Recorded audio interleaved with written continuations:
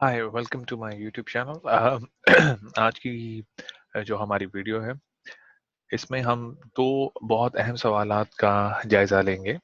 जैसे कि आप देख सकते हैं अपनी स्क्रीन पे कि पहला क्वेश्चन ये है कि why can't we write properly in English, and the second question is why can't we speak English fluently.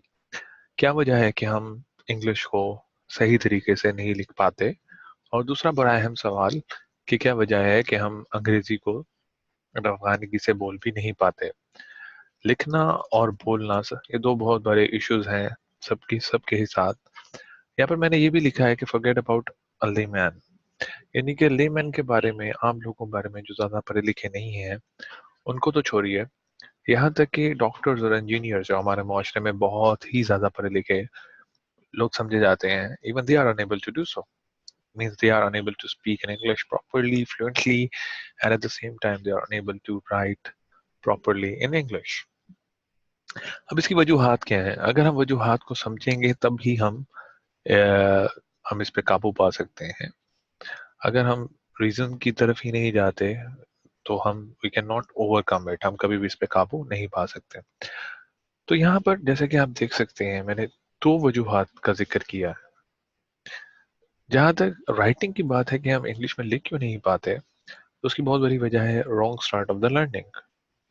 कि जब हम अंग्रेजी सीखना शुरू करते हैं तो हम स्टार्ट गलत लेते हैं। इस नुक्ते को मैं अभी वजाहत करूंगा। और दूसरा, मिसकंसेप्शन अबाउट वोकैबुलरी। हमारी एक मिसकंसेप्शन है कि हम इसलिए इंग्लिश नहीं बोल पाते, एक गलत फहमी है हमें कि हम इसलिए इंग्लिश नहीं बोल पाते क्योंकि हमारे पास वोकैबुलरी यानी कि अल्फाज का मजमुआ नहीं है, इस वजह से हम ये नहीं बोल पाते। तो ये भी एक गलत फहमी है। सबसे पहले हम देखते हैं कि रॉन्ग स्टार्ट से क्या मुराद है। देखिए, जैसे कि मैंने यहाँ पर लिखा है कि इंजीनियर्स और डॉक्टर्स को भी इंग्लिश सही लिखनी या बोलनी नहीं आती। तो हम ये देखते हैं कि हमारे पास डॉक्टर्स बहुत अच्छे हैं, हमारे पास इंजीनियर्स भी बहुत अच्छे हैं, लेकिन डॉक्टर्स को हम कहाँ क्या पढ़ाया जाता है? बायोलॉजी। बायोलॉजी में हम क्या पढ़ते हैं? Human beings. जोलॉजी में और बॉटनी में ऑब्वियसली प्लांट्स। इसी तरह एक चीज आपने याद रखनी है कि human being is the best creature the God has ever created. Human beings are the crown of all creatures. इसी तरह जब हम बायोलॉजी पढ़ते हैं तो हम उसमें इंसान को पढ़ते हैं, जानवर को पढ़ते हैं, पौधों को पढ़ते हैं। तो जब हम ह्यूमन बीइंग को स्टडी करते हैं तो do remember that human beings are the crown of all creatures. Human is the best creature that the God has ever created. इंसान वो बेहतरीन मखलूक है जो खुदा ने कभी भी बनाई है। इसी तरह जब कोई, फॉर इंस्टेंस, कोई कंप्यूटर इंजीनियर बनता है तो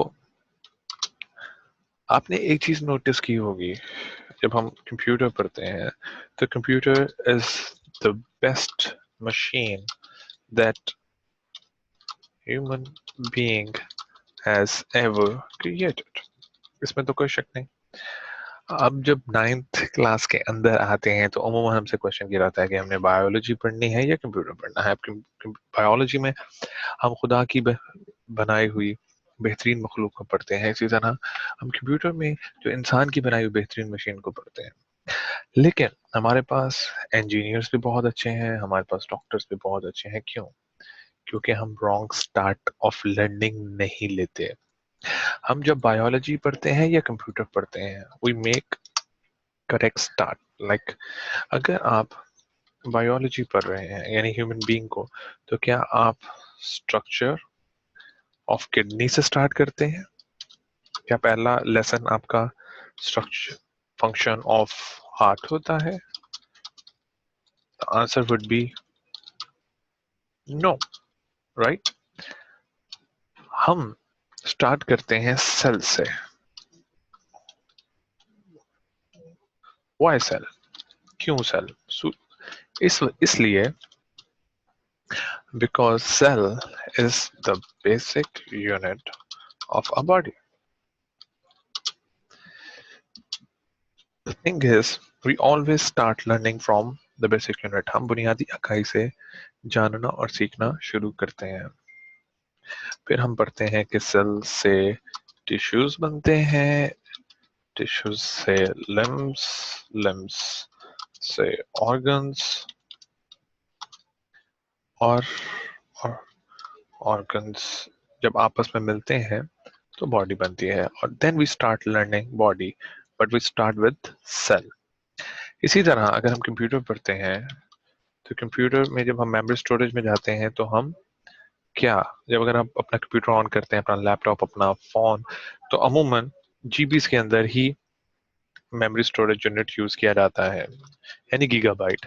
तो क्या हम जीबी से स्टार्ट करते हैं? No, we start learning with bit. Now the question is why bit? Because bit is the basic unit. Then we learn कि 8 बिट होती हैं तो एक बाइट, फिर bytes 1024 bytes are equal to 1 kilobyte, that we call 1 KB, and then 1024 kilobytes make 1 MB, and then 1024 megabytes excuse me, makes a GB. So we start with the basic unit, that is bit. We start with the basic unit, that is cell. So when we start learning English, we make a wrong start.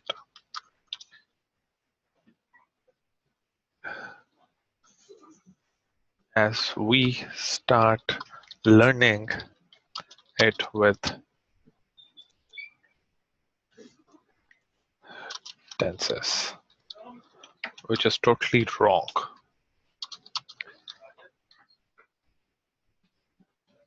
ये बिल्कुल एक wrong step होता है। हमें basic unit of the language से start लेना है। अब basic unit of the language है क्या, वो हम इंशाल्लाह अपने नेक्स्ट वीडियो में डिस्कस करेंगे। इसी तरह बॉटम लाइन ये है कि हमें बेसिक यूनिट से ही स्टार्ट लेना पड़ेगा, अदरवाइज इस रॉन्ग स्टार्ट की वजह से हम कभी भी राइटिंग इंग्लिश ही नहीं सीख सकते। दूसरा एक मिसकंसेप्शन है बोलने के बारे में। बोलने के बारे में मिसकंसेप्शन यानी गलत फहमी ये है कि हमें क्योंकि वोकैबुलरी नहीं आती, अल्फाज हमारे पास नहीं है, इसलिए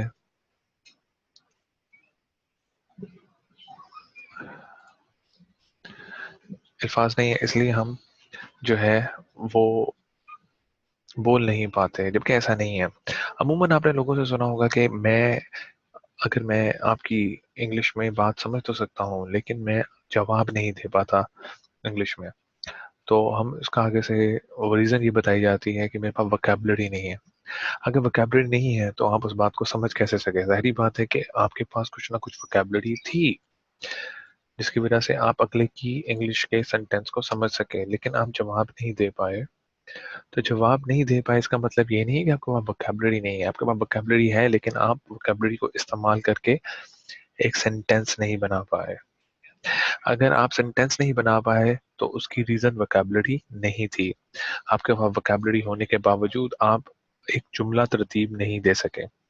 तो जुमला तरतीब कैसे दिया जाएगा, उसका डायरेक्ट ताल्लुक लर्निंग से है, और लर्निंग स्टार्ट होती है बेसिक यूनिट से, जो कि हम अपने नेक्स्ट वीडियो में सीखेंगे। So guys, please like and share this video, and don't forget to subscribe our channel for the latest updates and the next videos. Till then, thanks a lot. Bye bye.